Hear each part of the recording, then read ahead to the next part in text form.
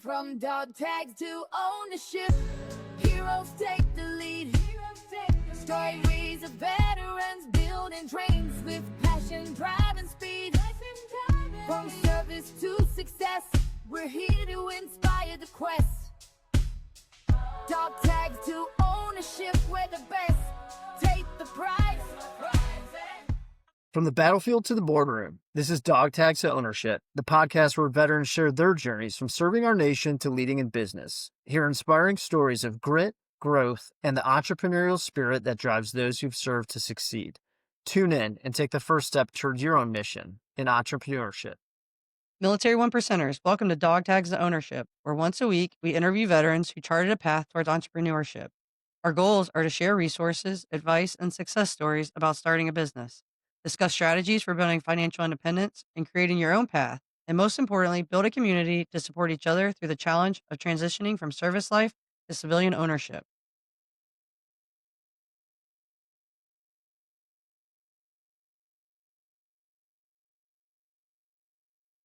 We are extremely excited to introduce our guest to the show today, Leroy Brown, a U.S. Marine Corps veteran and the creator of Leroy Brown Art, showcasing his original and profound artwork. Leroy, welcome to the podcast, and thank you so much for joining us to discuss your journey. And before I get to you, I just want to say you are now our back-to-back Marine. So this is like a new territory for Matt and I, talking to all these Marines at once. So with that, could you just tell our listeners a little bit about yourself and your military service? Hoorah. Well, thank you. Thank you, Julie. We're right back. Thank you, Julie and Matt. I'm glad to be here, and I'm glad to be in conjunction with another Marine. So I'm Leroy Brown. People call me Leroy Brown. I go by the name of Leroy Brown. I'm originally from Natchez, Mississippi. Born and raised. Been an artist all my life. Started painting in the 7th grade, but I've been into art since I was in elementary. I joined the Marine Corps at 19. A lot of my peers were joining the Marine Corps. I wanted to get out of Mississippi. Wanted to get out of mom's house and wanted to, kind of like get out of the nest, if you will. Spent 20 years in the Marine Corps. I got married not as soon as I joined the Marine Corps, but like 3 years after. So we're approaching 22 years here, have a family. I have an entrepreneurship, bachelor's degree in entrepreneurship, as well as I'm seeking a master's in business. I'm about 3 classes away from my master's. I live here in Virginia. Been living here since 2000. I painted for a living, so I retired in 2020. I started painting full time and going to school full time. So one of my goals were to get my bachelor's in entrepreneurship, as well as run my business as an artist. And I'm here. Did you get your bachelor's in entrepreneurship through like your GI Bill or through like tuition assistance or anything like that, or was that just all on your own? Tuition assistance. So I got college here and there while I was in the military. A lot of my subordinates, as well as a lot of leaders, basically, we're going to college. But I realized that I can only go full throttle Marine Corps or full throttle college while I was in. I was getting, in my all. So I would take classes here and there throughout my 20 years in the Marine Corps. But when I finally got out, I started kicking in gear, going to school, back-to-back classes online, American Military University. So after that bachelor's, I just kept going. But I've been tapped into the Chapter 35 post 9/11 benefits. And did you decide to do a bachelor's in entrepreneurship because you knew when you were transitioning out of the military that you wanted to start your own small business with your art gallery? Yes. Well, one of the things was I wanted to. I think it was around 2008. That was 8 years in the Marine Corps. I'm still trying to figure out what I want to go to school for. I was out in South Carolina, and I went out to a gallery. I would do things on my own to try to get into that realm, right? Even when I was in the Marine Corps. So I went out in South Carolina. I asked a curator at a gallery, what should I go to school for? And basically, she saw my art. She said, "Your art is great. You're only going to get better." See, a lot of artists lack the business aspect, economics. So go to school for business. And so I switched my gears because I was asking if I should go to school for art. So I switched gears and catered my direction towards business classes. So found out that American Military University was one of the colleges that had some great classes, great courses. So I tried to figure it out and saw that entrepreneurship was. I was like, I'm doing it already, and it was easier for my transcripts and all of the classes here and there that I was taking to go over the transfer and get to to a point to where I could actually get in a degree plan, which was entrepreneurship. So at first it was actually religion, because I love philosophy. I just love all kinds of deep thinking. But I figured, since I'm a businessman, entrepreneur, I should go to school for entrepreneurship. And a lot of the stuff that I was doing, learning in the classes were what I was doing in real life. So I was speaking from a first person perspective in these courses and in these discussions, and they were like, "You already got it. You already." So I know, so you mentioned using tuition assistance and then the 9/11 GI. Was there anything else that the Marine Corps sort of helped with or veteran benefits helped with as you transitioned from service life to the civilian side? Yes. So they have TRS, which was transition seminar readiness. We used to call it TAPS when I was coming through, and I didn't really, and I wasn't ready to retire, or I didn't have enough time to retire, so it was called TAPS. But TRS was one of the a week long program class that that have speakers come in, talk to us about benefits, talk to us about resume writing, speaking, the elevator pitch. So we did a lot of that training in that, and it was very helpful. One thing I did not take advantage of was boot camp. I think it's boot camp for businesses, but I hear it's really, really good. So the Marine Corps, I think in other branches, does offer that. But I took full advantage of TRS, which everybody in there was going in there into the fact that they did not know what they were going to do. All they knew is I want to go back into the government.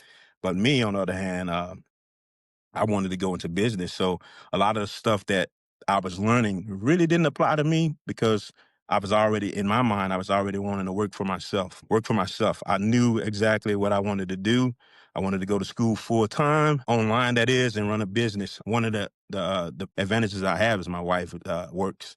So my wife's been working as long as I've been in the Marine Corps, as long as we've been married, she's been working. So I had that, and I had my pension to fall back on. Yeah, and that was one of the things that was going through my mind, especially as I was kind of doing the prep for the podcast, is how much do you focus on the business side of Leroy Brown Art versus the creative side, being obviously the paintings and artwork that you create and put together? That's a great question.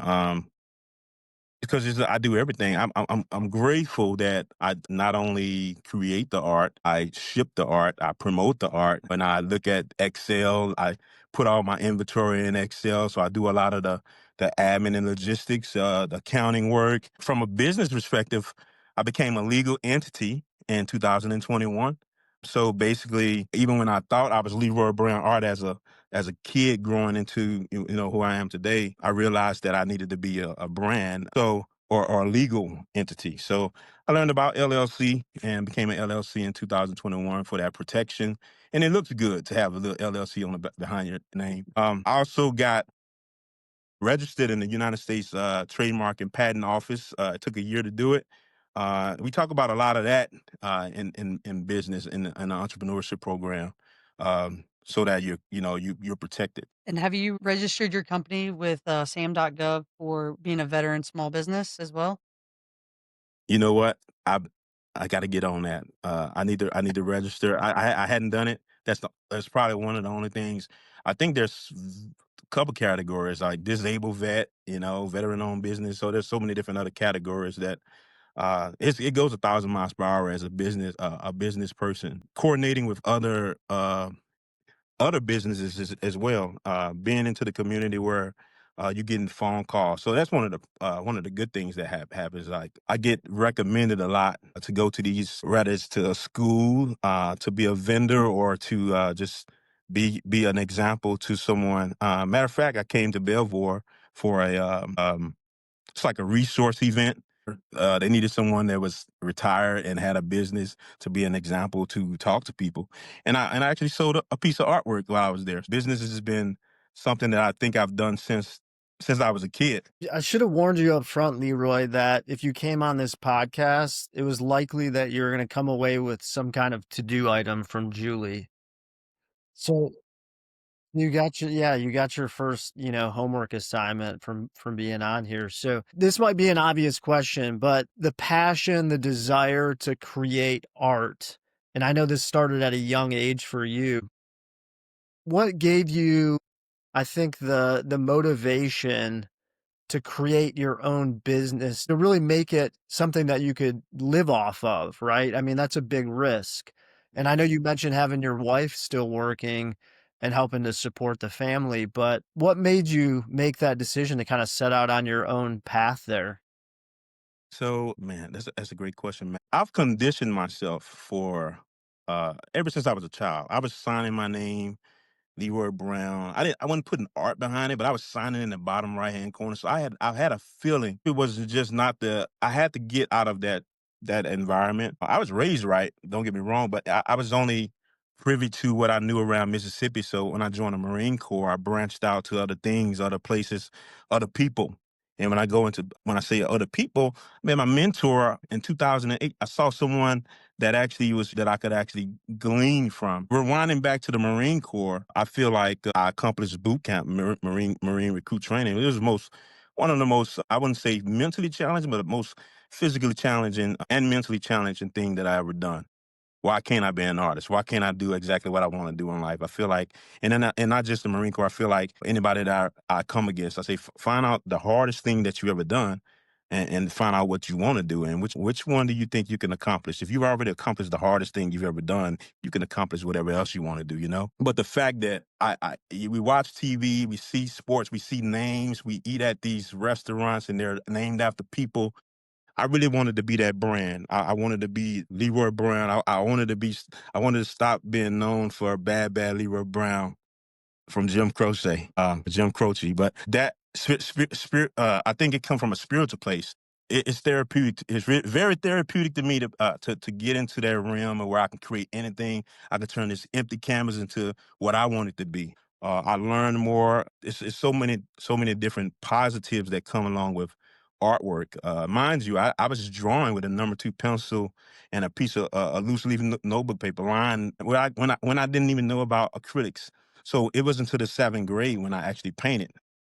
And I started getting better over time. But I always knew I wanted to, go into the art. I knew I was an artist. I just knew I had to do other things to supplement that craving that I have for what I wanted to be later on. So I guess with that, what made you decide, right? Like, cause like Matt was saying, like taking the step to go towards like setting up your own art business, right? Like that is a huge endeavor, a huge step for someone to take on because like you have to sell your art to be able to be successful with that. So like what made you or made you wanna go do that and set up that business? Was it because people were seeing your artwork and wanting to buy it and you were like, "Man, maybe I am really good, and you should set that up," or what was it, like, that was your passion to do that? Well, okay, so the first thing first, I had a close friend, fellow Marine that wanted a portrait of his family, a portrait of his family painted. I wasn't doing like realism per se,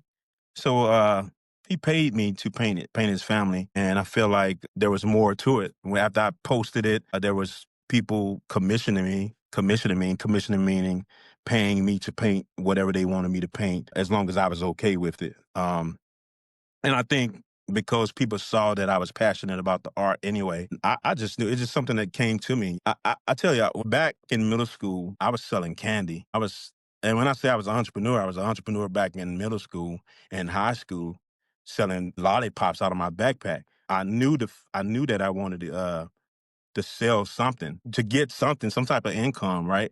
But I always had the passion for art. And when I met my mentor, I realized that someone was doing it. But he's a framer, also an artist. But I kind of like start meeting people around that had similar interests as I had. And I was like, I want a piece of that. But see, I was still in the Marine Corps. He basically told me, "Hey, Leroy, people gonna want to see your work. People gonna want to see your work. People gonna want to see more of it. Don't get caught with your hands behind your back. If somebody say, hey, what else do you have? So just keep creating." And I kept creating and creating and creating. But like I say, I think the short answer to it is I love. Yeah. Yeah. And I know you've got your website established. I went on there. Where else are you selling art? Are you in a studio somewhere, or do you go to different art shows? How do you put that? Yes, I do a multitude of things. I right now I'm in my basement, which is part. It was unfinished at first, but I have a studio, in-home studio. I sell virtually. I also sell in person as a vendor. I'm on a recurring list. Um, many different and charities reach out to me, and I already know what's coming up, like, as far as like other things. I treat it as like we call it a TEEP in the Marine Corps, like a training schedule of what you're gonna do. So I already know I'm forecasting what's going on in February, what's going on in March, what's going on next December. Been hanging in the square, this store marketplace called the Square in Potomac Mills. And basically, it's one of those like consignment where they get a percentage, maybe 25%, and I get 75% if something is sold. Also, Veterans Growing America. I don't know if you've been in there. It's in Woodbridge, in the Stonebridge Plaza. But I had artwork in there. I recently took my artwork out of both of those places in June so that I can give other people a chance. But I've shown in different venues. I've had shows as far as in Mississippi, Atlanta, and also South Carolina. And I've been doing some stuff with CTI Real Estate in Fredericksburg. I've also done some shows, some pop-up shows in a couple of breweries in Fredericksburg as well. But anybody can actually go to my website and purchase it and I'll ship it. Vendor events. I just left Silver Spring a couple of weeks ago. I was in Silver Spring, Maryland. I did really well out there. And I think the beauty of art is when there's 5 customers, you got to think of as your art going 5 different places. As you establish your business, and as Matt kind of alluded to earlier, and we talked about it a little bit, you are the artist, you are the business owner, you are the shipper, you are the manager of social media, you have every hat that comes with entrepreneurship. So I guess with that, what has been your biggest challenge as you've started Leroy Brown Art and established your LLC in 2021 to today and getting your name out there and your brand out there to grow your business? It's a buyer's market. I think you mentioned earlier, is what you had was in your question. It's a buyer's market. If you don't, you always have this thing hanging over you. If you're not selling or you're not paying the bills. The good thing I've had a career already. By having had a career, I have leverage and maybe a cushion or a crutch, if you will, my own crutch to supplement what especially when I retired from the Marine Corps 4 years later. I mean, I was running a business full time, but the challenge is always the unknown in entrepreneurship because you don't know if you're selling a piece of artwork today or 6 months from now. What I like about it is the subtle surprises that, you don't know where it's coming from. So I have a phone for business. When that phone ring, is either spam or somebody reaching out, reaching out to me for art. I think that's the biggest challenge. Uh, but another thing is people ask me, well, is there any challenges to painting? And I tell them the biggest challenge is just not doing it at all. I mean, you have to do it to get better. Anything.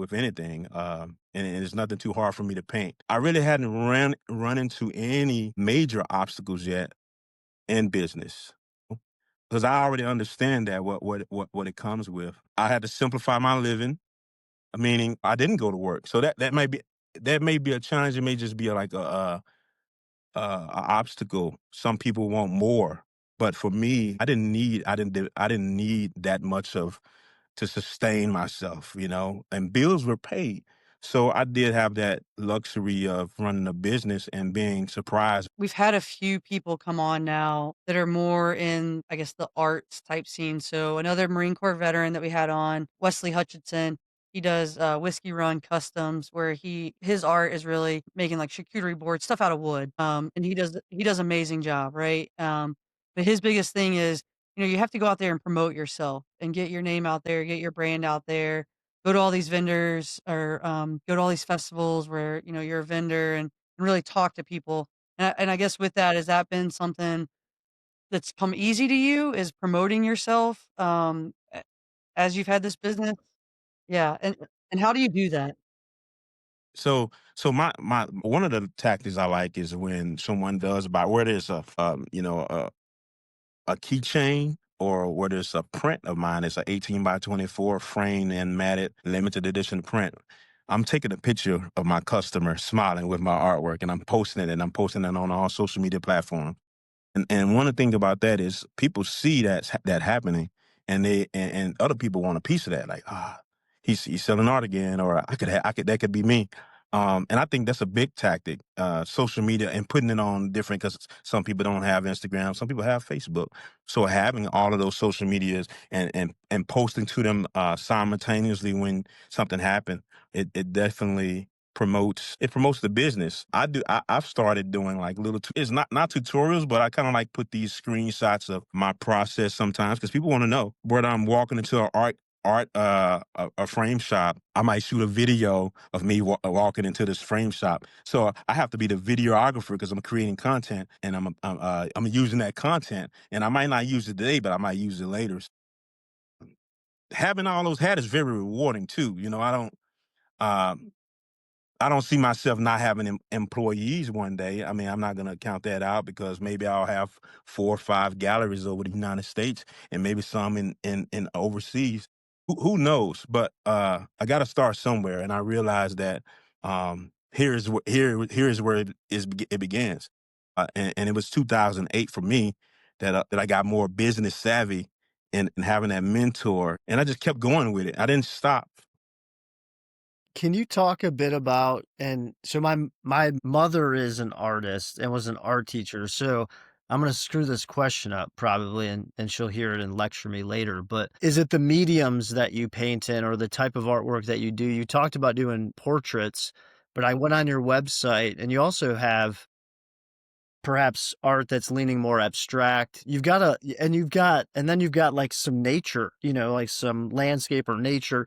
So it's very diverse. Yeah, can you talk a bit about that and your motivation for that? Absolutely. So I always look at you, if you go into whatever your favorite story is, they're going to have what you want. Walmart has whatever you want in that stock. They have multitudes of it. It's very seldom where you're going to go and they don't have it on the shelf. Those big corporations and big industries that just have to have that product. For me, I look at my website and whatever I do is I don't know who's shopping. I don't know who's looking.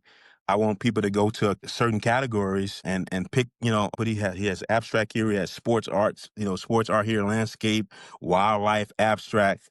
I love it. I love it all. All of it's acrylic. I'm not an oil painter, so my medium of choice are acrylics. I love painting a larger scale outside of 30 inches because I can use my skill set.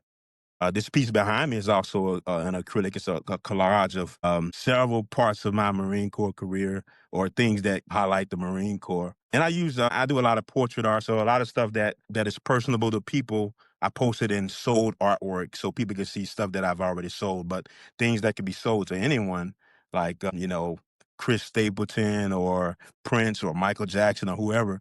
I'm posting that one of one picture or one on one photo. On my website under music industry. So people can go there and click music and like, what do you ask for music? Because somebody might want music theme in their basement.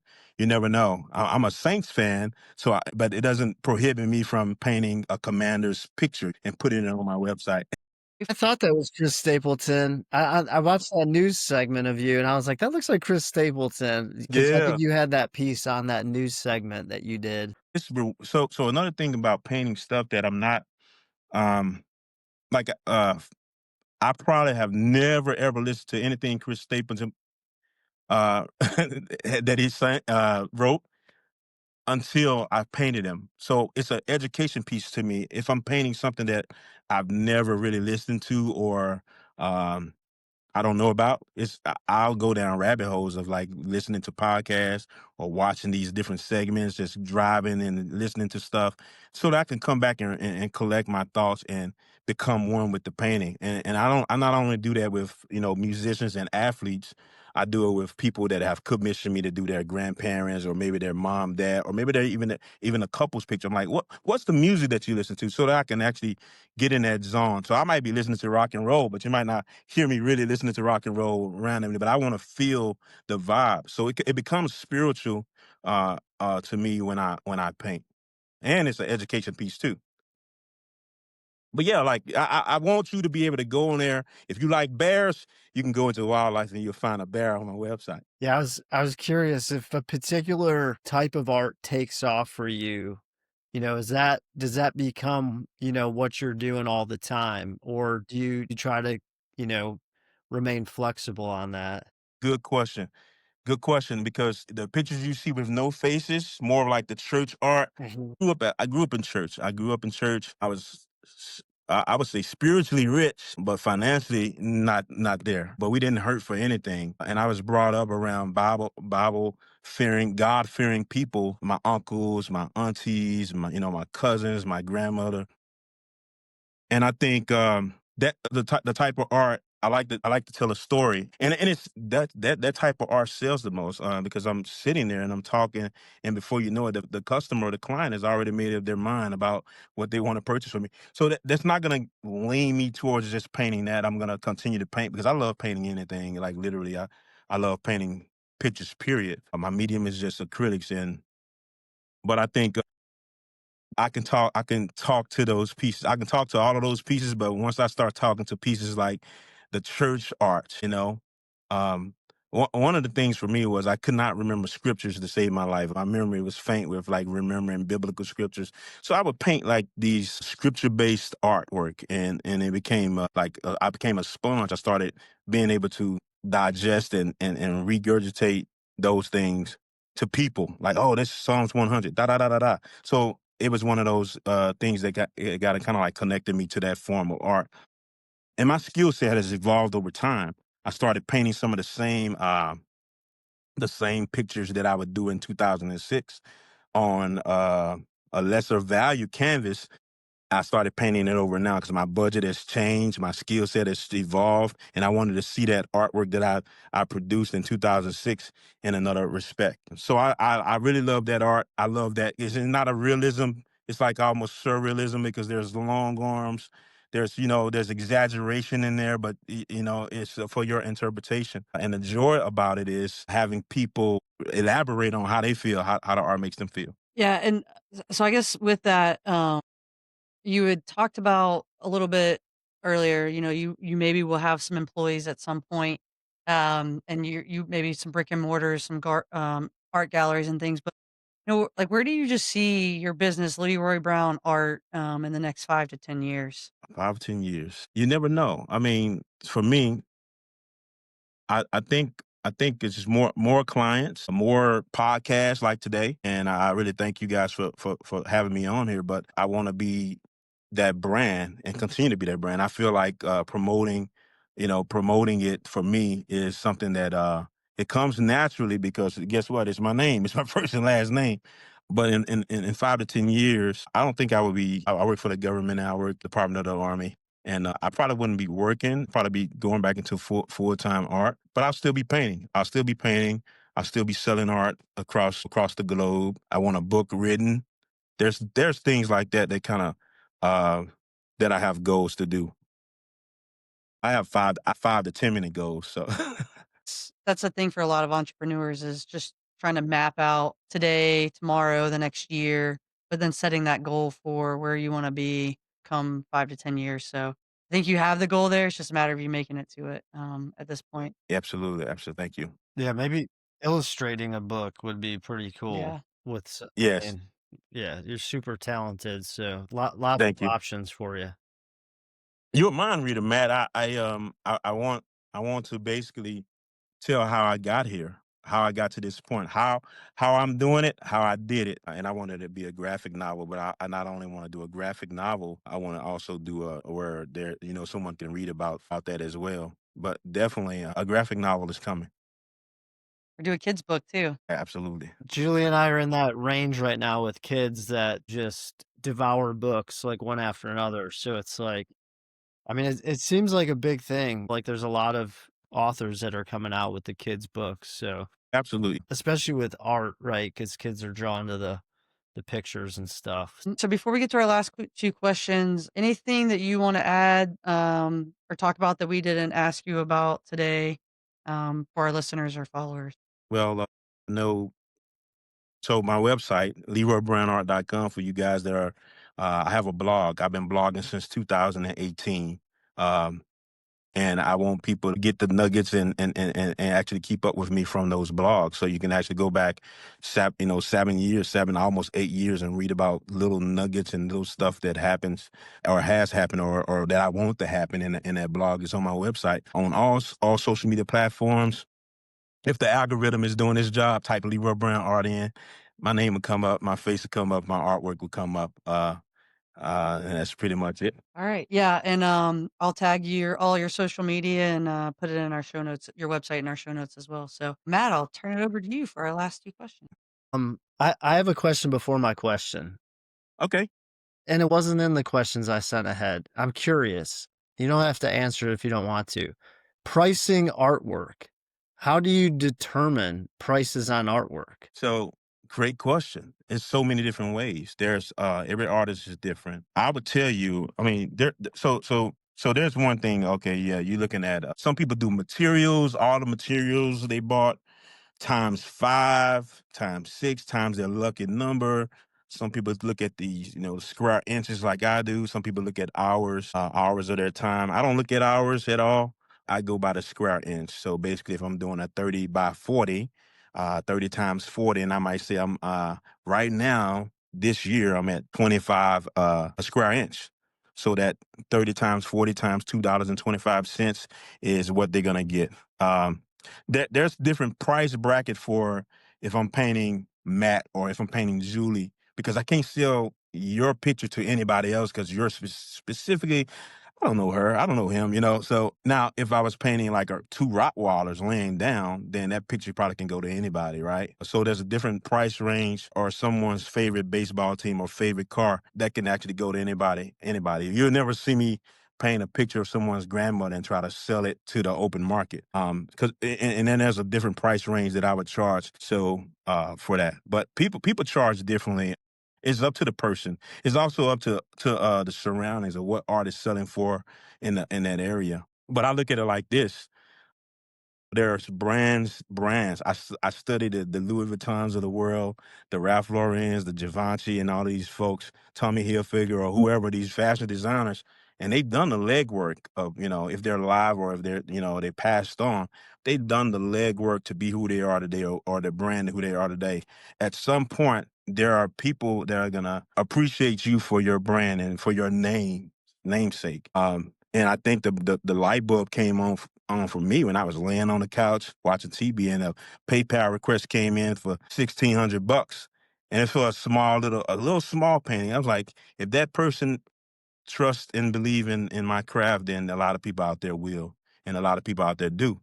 So people will appreciate what you have, your product. If it's realistic. But regardless if it's realistic, someone like Jay-Z can buy your art tomorrow and everything just shoots up.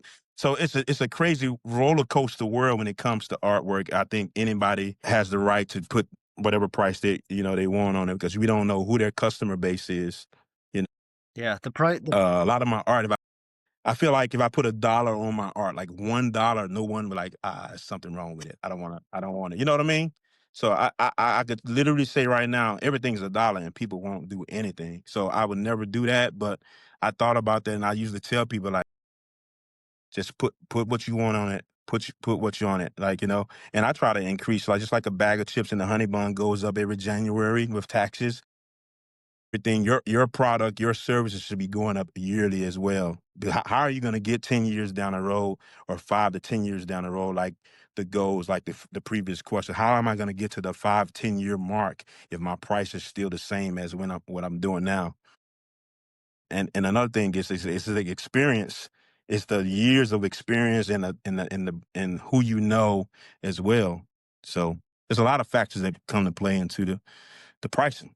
No, I appreciate the insight, and yeah, ultimately, it's what people will pay, I guess, right? There's Oh, some, absolutely. some truth to that. Absolutely. I mean, and I tell people, I can promise you, you're not gonna get nobody else's art, but you're gonna get Leroy Brown art, and I'm gonna put my best foot forward, and you're gonna really appreciate it. But if you don't want my art, you're gonna move to the next artist. Sure.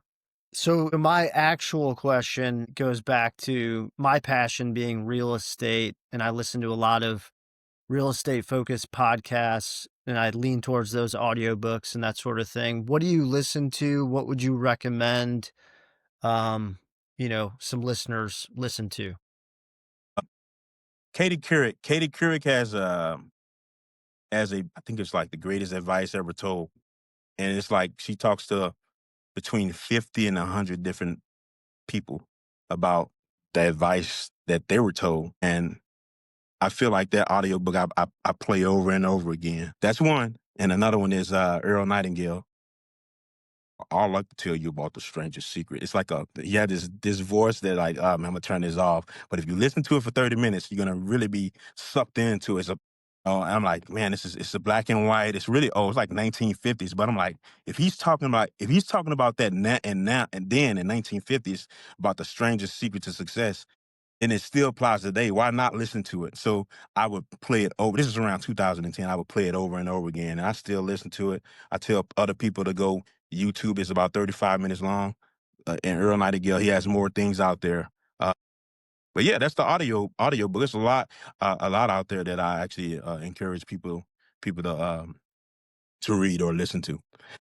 Yeah, no, I think that's awesome, and we can definitely help kind of promote that for you as we post this to social media and stuff as well. So, all right, Leroy. So the last question, everybody's favorite question. Admiral William McRaven authored the book "Make Your Bed: Little Things That Can Change Your Life and Maybe the World." So, do you make your bed every day? Absolutely, I make the bed every day. Even I'm just pulling the sheet over. 18 inches of white. Yeah. Military rack is no longer here, but it definitely something that I have to do. I think that'll never ever leave me. Being squared away. I don't like clutter, so. Totally agree. Leroy, thanks so much. I'm glad we were able to connect today and Yeah. adjust our schedules to align. It was an absolute pleasure Thank you. chatting with you and learning more about your business and your transition from, marine dog tags to business ownership. You have incredible artwork. Thank you. I'd encourage listeners to go out and check your artwork out. And it was very easy to find at LeroyBrownArt.com. So quick Google search. You were the first one. Oh wow, everything is working. Absolutely. Thank you, Julie, and thank you, Matt, for having me on here. Military One Percenters, whether you're brainstorming your first business idea, already running a company, or just curious about where to start, DogTags Ownership is the place for you. Please hit that subscribe button to receive all new episodes. Also, if you know someone who has turned their dog tags into ownership, drop us a DM on social media or tag someone. We are always looking for new guests to bring onto the podcast. And as always, Military One Percenters, thank you for your service. Let's continue this journey and working together to write our next chapter. Until next week, keep pushing to turn those dog tags into ownership.